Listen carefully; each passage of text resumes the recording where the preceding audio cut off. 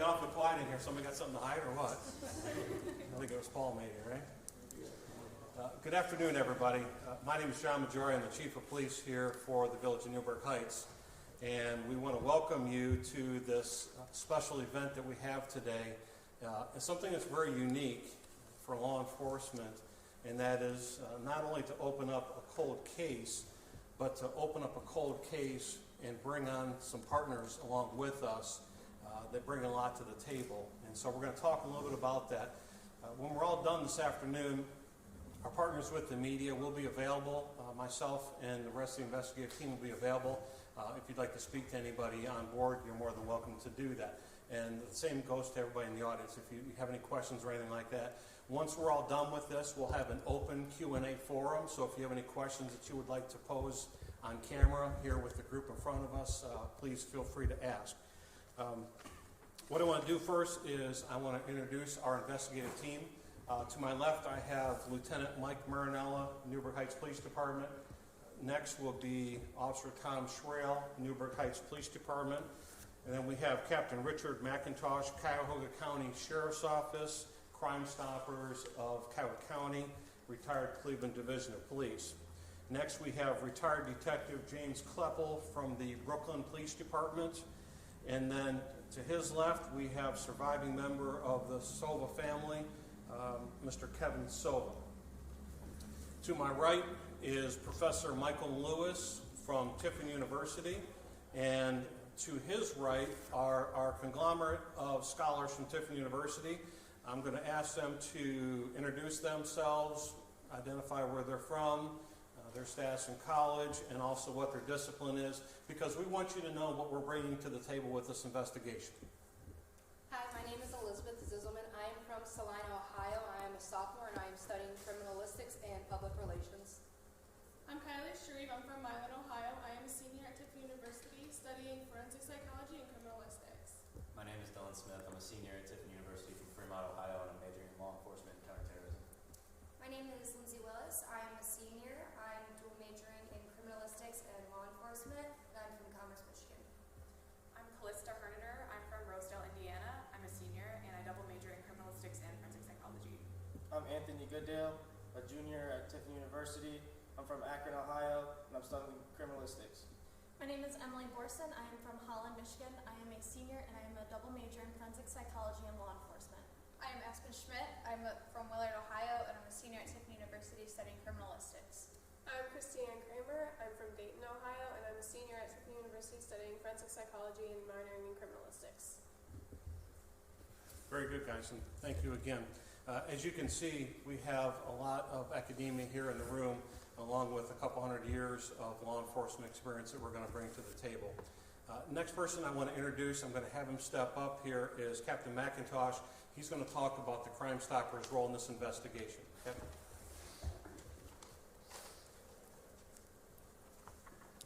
Kurt Sova was found dead on October 28, 1981. He was last seen alive on October 23, 1981. This case has resulted in national exposure, including a segment on the crime program, Unsolved Mysteries.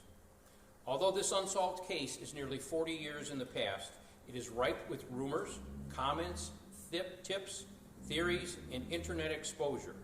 This case has proven to be saddled with complex issues and conflicting investigations. A 17-year-old boy died under unusual and still unresolved circumstances. That was Kurt Sova. Kurt Sova's mom and dad died never knowing why their son was found dead in a gravel pit at 32nd and Harvard Avenue. This mysterious death was investigated by the Newburgh Heights Police Department, by the Cleveland Police Department, and the Cuyahoga County Sheriff's Department over the last 40 years. Yet much remains unanswered. At the request of Chief John Majori, Crime Stoppers in the Cuyahoga County Sheriff's Department has agreed to partner with Newburgh Heights Police and Tiffin University in a renewed effort to resolve the complexities of this cold case.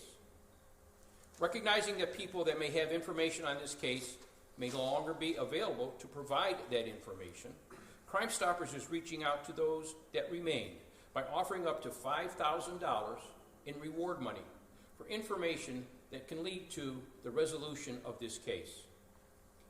There's mysterious surroundings, and Crime Stoppers wants to remind everybody that if you contact us, you remain anonymous.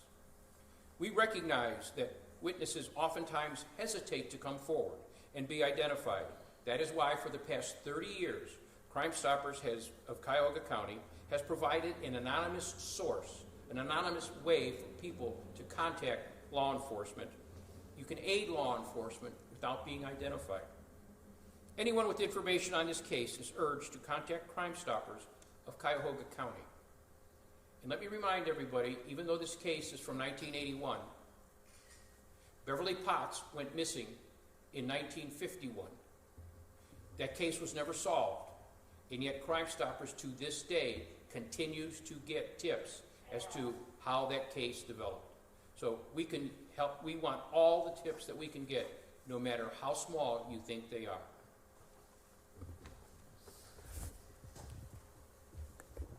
Next, I want to introduce Professor Michael Lewis from Tiffin University to describe their role in this investigation and case. Professor? Thank you, Chief. As a professor, I was able to realize and use our students as a great resource for us. Recently, with the support of the university and the police department, we're proud to have embedded and incorporated 12 students, criminal justice students, to be able to examine the case with a fresh set of eyes and a new lens. At the university, our focus is not only on academics, but also in preparing our students for real-world experiences and for success. We're able to dedicate ourselves to review, analyze, and assist law enforcement with the death investigation of Kurt Sova. Tasks are going to be assigned to our students based off of their specialization regarding analyzing forensics, investigations, media support, and data analytics. I look forward to working collaboratively with the police department. Thank you, Professor. Just a couple quick comments with respect to the case. When we were looking through, we have a lot of old news stories and newspaper clippings and things like that. There was something that really stood out to me, and one of them was a comment by Dorothy Sova, and that's Kurt's mother, who is now since passed. And she said, "This was my youngest baby. My youngest son. This is my baby." And as law enforcement and criminal justice practitioners, we always need to remind ourselves that there is a victim out there. And in this particular case, there was a victim. Now, as Captain McIntosh said, Kurt did go missing, and he was gone for 5 days until his body was found. The coroner's report showed a blood alcohol concentration of 0.11, which we know is not enough to render somebody deceased. However, the autopsy report stated that it was instant physiological death. And by 1981 standards, it doesn't really give us a whole lot to go on. We're not discrediting that report, but we really don't have an official cause of death to say that, yes, he was in fact murdered. We don't know 100% if that was the case. But what we do know from that report is that Kurt was alive during that time, from the time he went missing until the time his body was found. And there are people out there, we feel, that have information, and we want them to come forward. We are offering up to a $5,000 reward, as stated by Captain McIntosh, to Crime Stoppers. We are allowing every type of mechanism. If you want to email us, there's an email address. If you want to contact us through social media, you want to send us a text message, whatever the case is, if you want to stay anonymous, we want to hear from you. We really strongly believe that there are people out there who have information, and we need them to come forward in this case. However, at this time, I'm going to ask Kevin Sova to come up to the podium to speak a little bit about Kurt and their family. And I think it's important to know, Kevin is the sole surviving member of this family. Everybody else has since passed. And in the conversations that he and I have had over the past year, is this was meant to happen. And I think you're going to hear a lot of those comments today and hear how he feels in offering that perspective from his family. And again, this is why we need folks to come forward and talk to us. So without further ado, I'm going to invite Kevin Sova up to the stage. Okay, Chief. First of all, I'd like to thank the team from Tiffin University, Mike Lewis and his team. I'd like to thank Richard McIntosh from Crime Stoppers, and I'd like to thank Chief Majoy from Newburgh Heights. Approximately 6 months ago, I received a call from Chief Majoy in regards to my brother Kurt. At first, I didn't know how to take it. It's been 38 years since my brother died. Was it a hoax? Was it not? I sat down and I talked with Chief Majoy, and he did indeed tell me that this was a real investigation that they'd like to reopen. Now you got to realize most of my mom's life, since Kurt passed away, has been about finding out answers about what happened to my brother, her son Kurt. After my mom passed away, I was left with having to deal with her state, her home, and I removed everything from the home, and I found boxes and boxes and boxes of information. Little did I know that my mom continued on, since Kurt died, talking to anybody and everybody, because at that time, most of the people had shut down this case. My mom was the only one left alive to take care of it. I met with Chief Majoy, and we started to open up boxes of information that I didn't even know my mom was still following. Pages and pages of information, comments.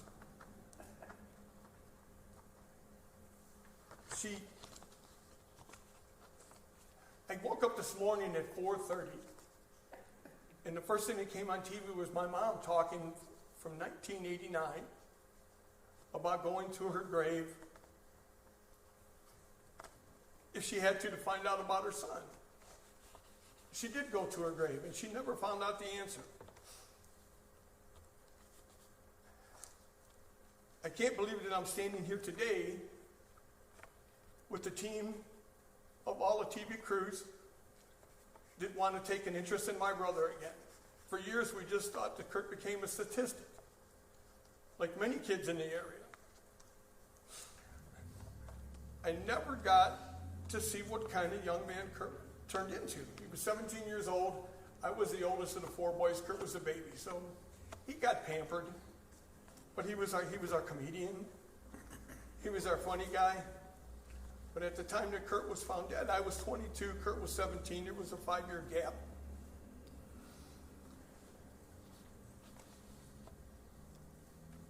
Somebody out there knows what happened to my brother Kurt. We're asking that you come forward. Please give this young team, this police department, everybody in front of us today some information to help find out the truth, whatever it may be.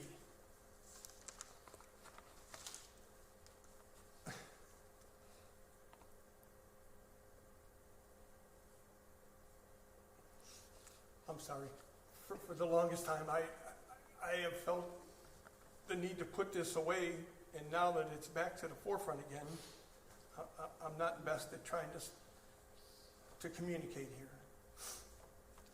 I know there's something went awry in the disappearance of my brother. Somebody out there knows what happened. Please come forward and help us find the truth. Please come forward and give any information that you can. Thank you.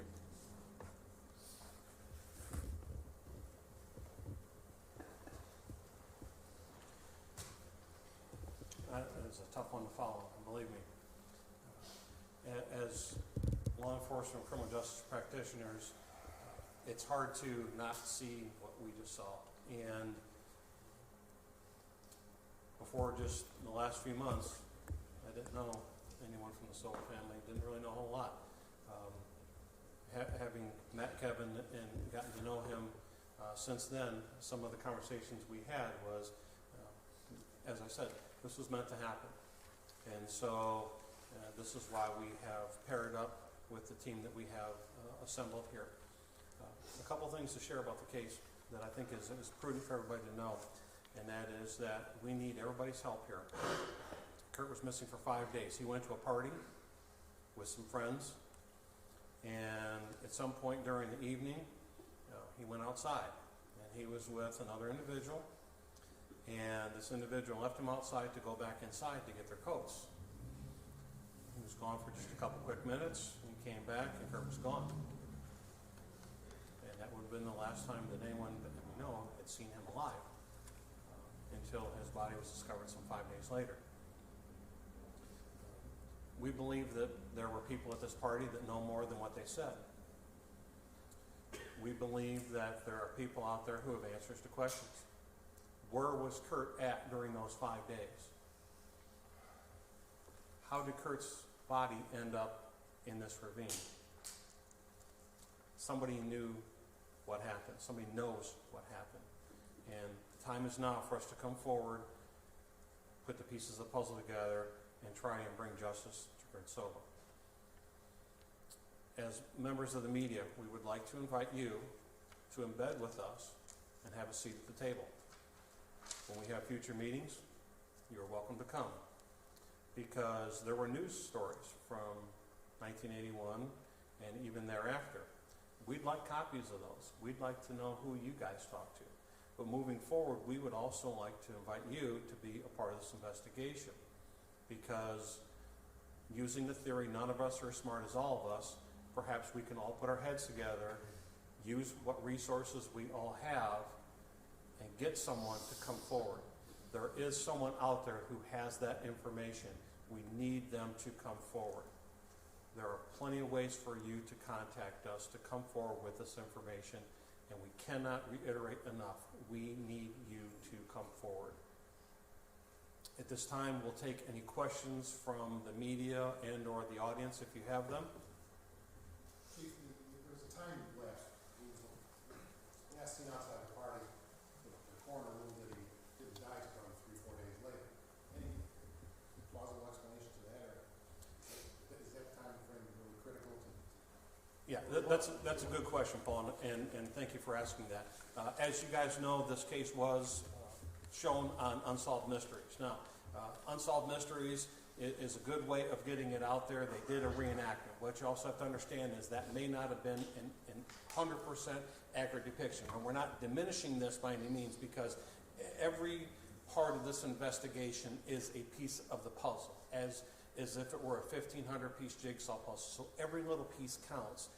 That time frame is critical, because there were mixed reports. There were reports that he got into a van with someone by the name of Franco. Well, we don't know if Franco's a first name. We don't know if Franco's a last name. And we don't even know if that happened or not. And so, again, from our purview, this investigation is wide open. We are considering all avenues and all options. That time frame is, in fact, critical, because the coroner did rule that he had been deceased for 24 to 36 hours. That does not explain the preceding 72 hours. Where was he during that time? Who was he with? When he was found, 17-year-old boy, he's got to come home. He's got to shower. He's got to eat. Where was he at during that time? We don't know.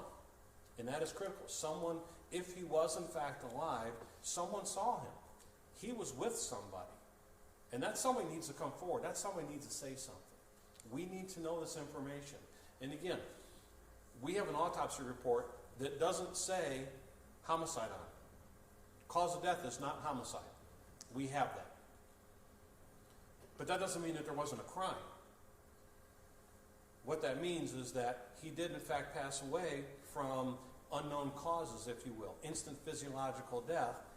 His heart stopped beating, but we don't know how he got there. There was no excessive wounds to the body. There was no choking. There was no stabbing. There was certainly no shooting.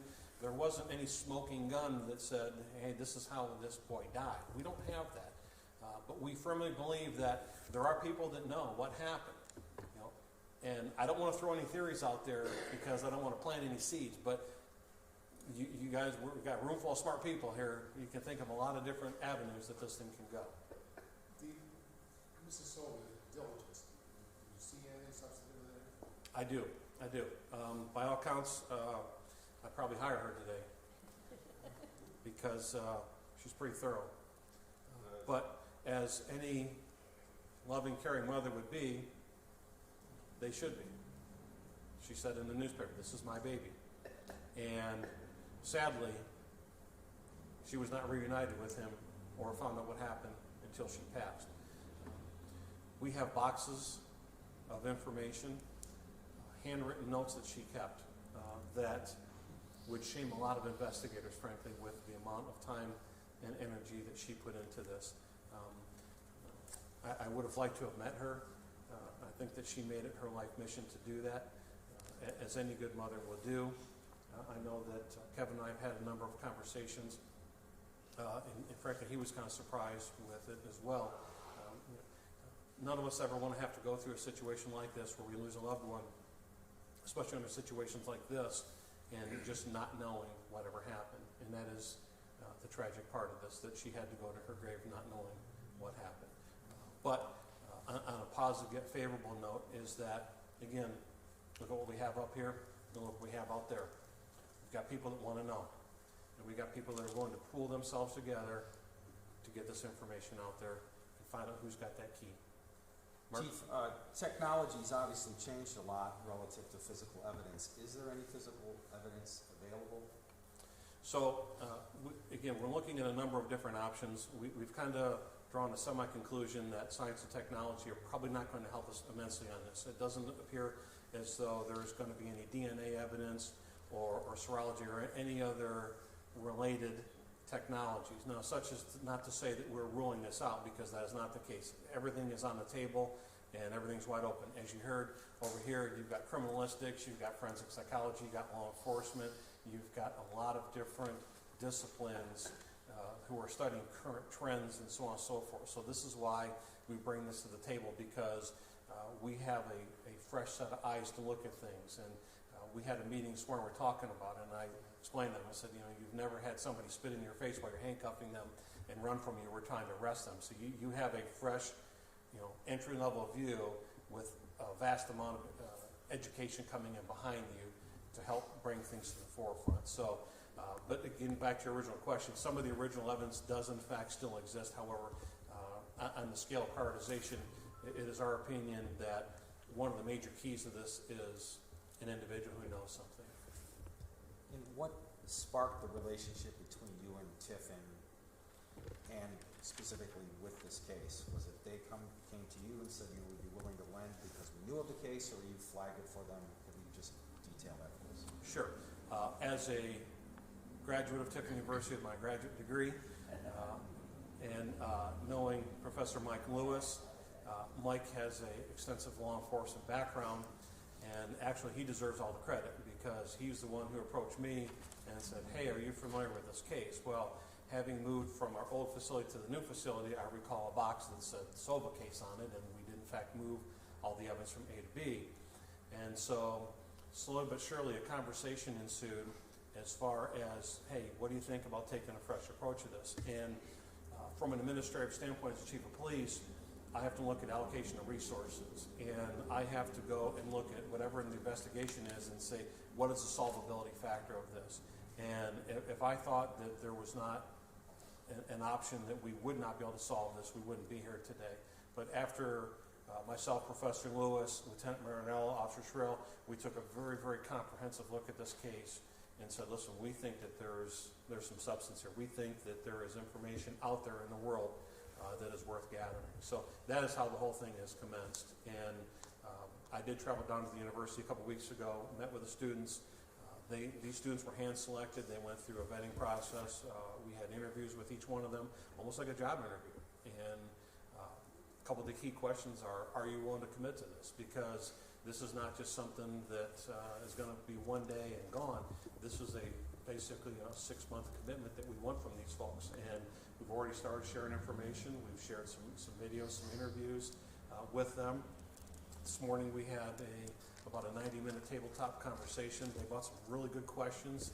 I'm very thoroughly impressed with them so far, and very eager to see how the trail takes us. Chief, my question was just, why now? What prompted you to want to reopen this case? Sure. Thanks, Matt, for asking that. So I think that when you look at a case like this, there's many things to consider, and that is, and we pondered this for a while, and that is, how do we contact the family? In other words, Kevin Sova didn't wake up that morning saying, "Well, I wonder if the police are going to call me about my brother's death that happened 37, 38 years ago." This was an out-of-the-blue call. And we pondered this because most of us in law enforcement, we've never had to make that phone call. We've made death announcements and delivered some unpleasant news to people, some good news to some people.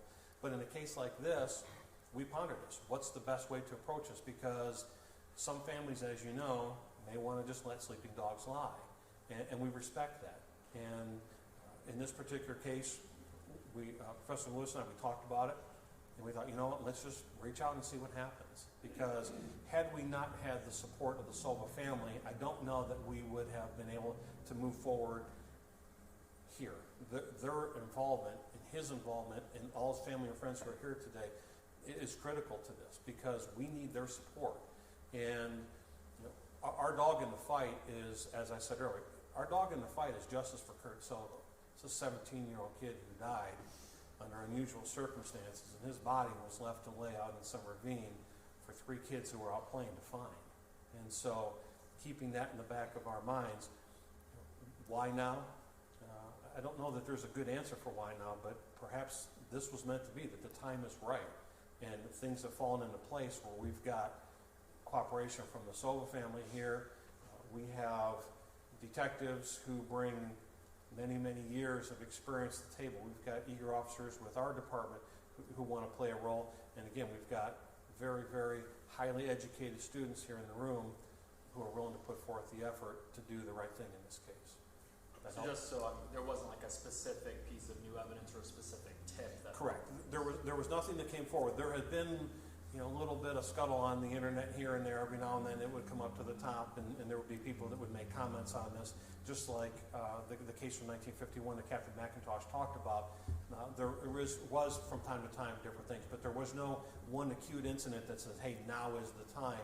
We have this new piece of information. But again, going through what we had, we figured, you know what, now is the time. There is enough motivation by the team, and we do feel as though there's information out there. Now, some of the parties whose names are in the report have since passed away, and that does not help the investigation. So we don't want to continue to wait until others may pass away and take this information with them. Because again, we feel as though there was somebody who was at this party who knew something. There was somebody who was there. There was somebody who saw something. And there's someone who said something to somebody. And that information is out there, and that's what we need to do. We need to get out there, and we need to find that person, and we need to bring them forward. Professor, could you tell us how you plan to attack this case? What are you going to be looking for? What are you going to be focusing on? Yes, the students are going to review all the files, all the evidence, and break it down and analyze it. And then also just do data analytics, present the information that they find to law enforcement, and collectively, hopefully, come up with, some solutions to the case. Tell me a little bit about data analytics.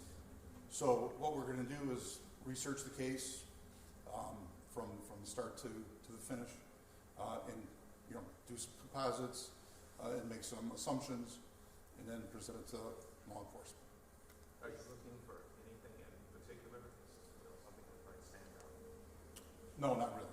Anything that we can come up with that's already in the files.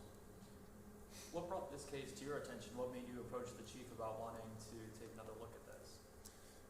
And from a research perspective, this is very unique.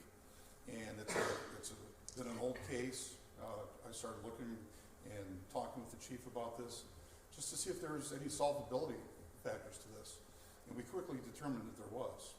So more from a research perspective that we could talk to our students with. Has the university done anything like this before?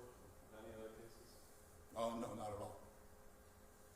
Are you going to go back and look at maybe people of interest from that era, from that time period that were not connected to a crime, but maybe were under suspicion? So yes, we will review files, reports, different things like that that were associated with the initial investigation.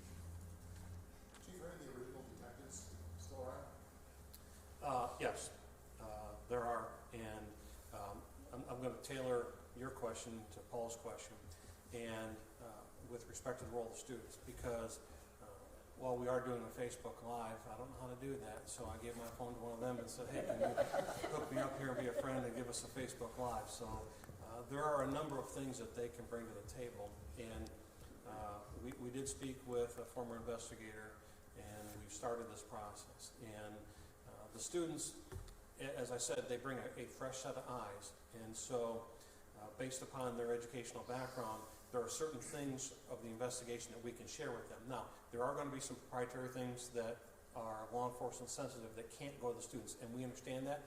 They respect that. And so utilizing this utility, if you will, having these kids on board, these students of ours, sorry, gray hair makes you a little bit older, and we've heard of people younger than you as kids. Paul knows that. He's laughing with me. So, but their perspective that they bring, and again, as Professor Lewis stated, there's information out there on the internet. There's people talking on the internet about this. And so what you have to do in the world of criminal justice is assign a cumulative value to one person says X, one person says Y, one person says Z. What's the value in that? And just kind of take it from there, because in Dorothy Sova's case file that she had received letters from all over the country, people that had seen this. Unsolved Mysteries had a tip line where they basically cataloged all of the tips that they received after the airing of the show, and it had aired a couple times, as you know, and processed those and basically assign a value to those. A 10 being very high with a 1 being very low, and then putting all that together. So switching gears over to Paul's question, we have spoken with a former investigator to get some perspective. We would like to speak to some of the former police officers. We don't know where they're all at. So if they're hearing us right now and they hear this message, please call us. We need to talk to you. That perspective there, we've taken the notes and the video from that interview, and we've shared it with the students because we want them to take a look at it. Again, fresh set of eyes. What is your perspective on this? Kevin, could you tell us a little about Kurt's personality? You want to come up? Let's go for the microphone. Kurt's personality. What he liked, something that might give us a sense of where he might have gone or who he might have been. Kurt's personality. Kurt was the youngest of 4 brothers, so he tried to follow all of us. His personality was he was very outgoing. He was a comedian. He was just getting going in his life. At 17 years old, he was just beginning to find out which direction he may or may not want to go in. He was very good in sports. He was very good in drawing. He had a very artistic background. He was mechanically inclined. He was a good kid. He helped older people in the neighborhood. He was one of the ones that would stick around, shovel snow for the people. I mean, that's how we were raised. We weren't raised with a lot, but we were raised to help each other. Not to get the opportunity to grow up with my brother, it's hard to explain after all these years.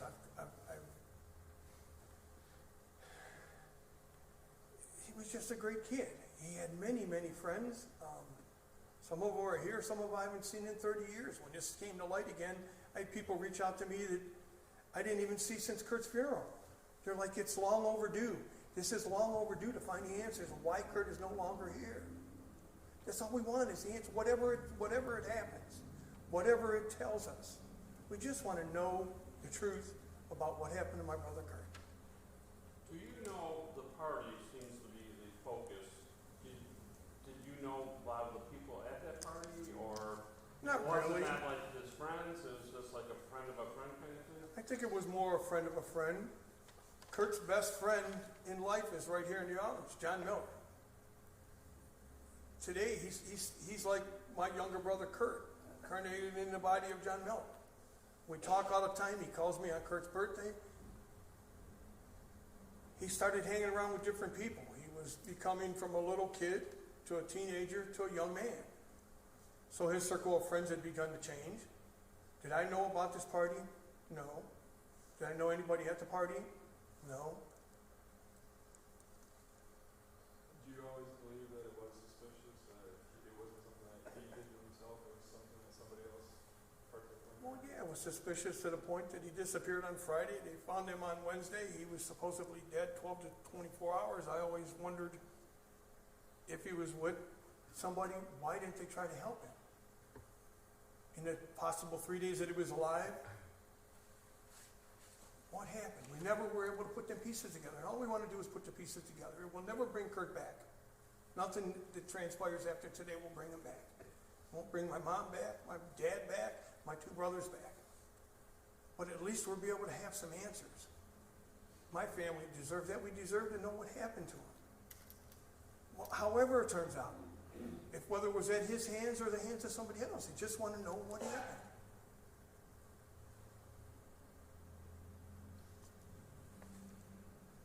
Do you think his outgoing, friendly nature might have put him in danger or harm's way in some fashion? I mean, possibly it could have put all of us in danger. But we grew up rough. Kurt knew how to take care of himself. One-on-one, I'd put him against anybody in this room. He wasn't timid.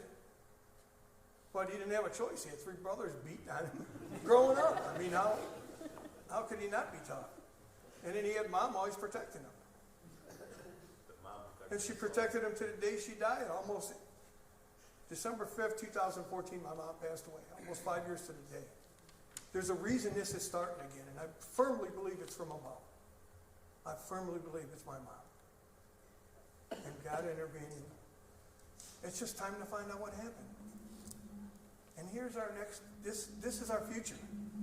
This may be the beginning of something great. Let all these kids with their young minds and their wealth and their energy come out and help us. We're getting old. I'm 60 years old now. I can't do what I could do when I was their age. Let them help.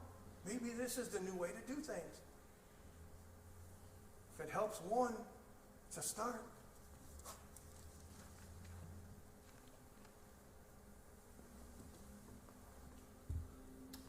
Any other questions from the public or media? Yeah, John? In the boxes from his mother's house, is there anything in there that would benefit you guys to see which avenue that would lead? Or? There's a lot in there. Yeah. There's a lot in there. Okay. And again, that's why we have these folks here to decipher that. And you know, as I told from day one, a criminal investigation is like a 1,500 jigsaw puzzle. When you put together a 1,500 piece jigsaw puzzle, you may have lost a piece here and there, but when it's all done, you can still see what it is. In this particular case, every little piece of information is a piece of that puzzle. And that's what we are hoping on, is to put all those together. And with their help, with your help, and with their skills and their investigation, we think we can do that. Question in the back, ma'am? Yes, please. Have you gone back to review, say, that week in time as to what the temperature was for day and night to evaluate what that would have happened in the line of exposure? Someone staying outside, possibly for that duration? Sure, that's a very good question. The answer to that is yes. In fact, we have gone and retrieved weather reports from that week in October. By some of the statements that we reviewed, the night that Kurt went missing, he was at a party, and it was very cold outside. Yeah, do you know specifically what the temperature was? Right off the top of my head, I can't state exactly what the temperature was. What I can tell you, though, is that we didn't. In fact, we do have those weather reports. I'm sorry? You do? We do have those weather reports. Matter of fact, Officer Schrail is the one who had actually retrieved those quite some time ago, and that's part of the case file. But again, we do know that particular night that Kurt was reportedly walking up and down the driveway with a friend because they were cold. They were trying to keep warm. They had jeans and a t-shirt on, and in fact, that's how he was found, in that same pair of jeans and a t-shirt. He was missing a shoe. There was another shoe that was found about 10 to 12 feet away from his body. How it got there, we're unsure. Is it possible that it fell off while he was being dragged? Quite possible. But again, every piece of evidence is yet another piece of the puzzle. And if I might add, have you also included the realm of passing of Eugene Vet during that same time period, let's say? Have you compared suspects or anything of information that would tie the two cases together? Sure. For everybody else in the room, the Eugene Cavett case was death of I believe a 13-year-old boy who had died and was found also with one shoe. His death was a part of the case file. There were substantial notes with respect to that. What we do know is that there were a number of names that were in fact thrown out there. However, that case, to my knowledge, is still unsolved to this day. Are there commonalities that exist between the two of them? There are. Do we feel as though they're related? We've not ruled that out. And so our goal is to try to follow the path that this investigation will take. If this investigation starts to take a turn to where we're getting information towards that case, that's where we're going. If it turns towards any other cases, that's where we're going. We're going to follow the leads to whatever path it takes us. And if we got to reach out to additional partners, Sheriff Schilling has already committed an officer from his agency to join on board with our team. That's an additional resource. We're going to take things where they go, and we're going to see what happens. We feel confident, again, that information's out there. We just need some folks to come forward with it. Any other questions from anybody in the room at all? Okay, just a couple quick closing comments for our media partners. Again, I wanted to extend that courtesy invitation. If your respective station will allow you to do that and you wish to do that, please see me individually.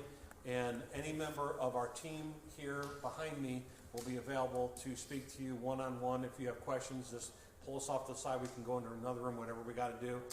But I cannot stress enough how much we thank everybody in this room for being here today, because you guys are one of our resources, and we can't thank you enough for the assistance that you are providing us now, and hopefully will continue to provide us. So thank you all for coming. Enjoy the rest of your days.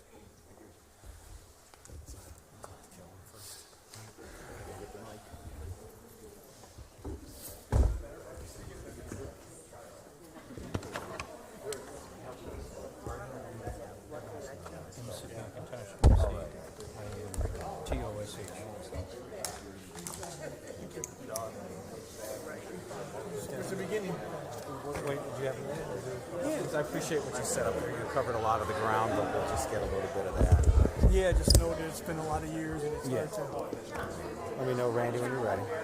I'm fine. Yep, you're ready. When you got that phone call that you described, when was the last time you had thought about the case, and then what was your reaction to that? Probably the last time I thought about the case was when I buried my mom. I knew that she went to the grave, not finding the answers that she was looking for. So approximately 3.5, 4 years later, I got a call from Chief Majoy. And here we are. I hope we find a solution.